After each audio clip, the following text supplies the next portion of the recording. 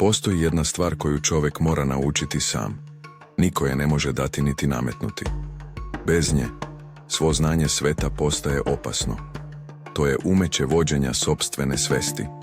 Čovjek koji ne upravlja svojom svešću, bit će vođen dogmama, strahovima, slikama i tuđim narativima.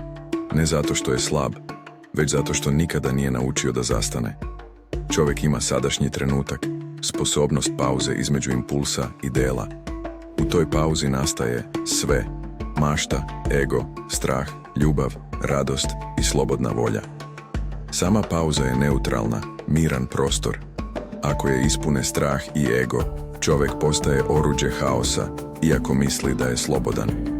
Ako je ispune prisutnost, razumevanje i ljubav, čovjek postaje svesni saradnik života.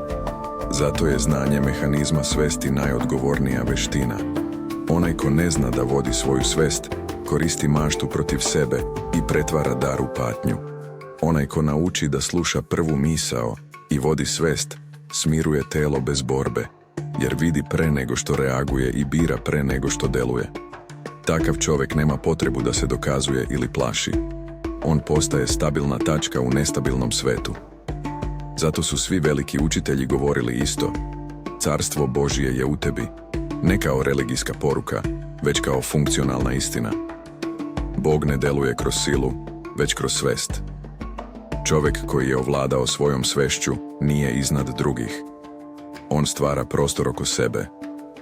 Gde god stoji takav čovjek, ima manje haosa i više jasnoće i ljubavi. Svet se ne ruši zbog manjka znanja, već zbog manjka svesti. Zato ovo nije lični razvoj, već civilizacijska odgovornost.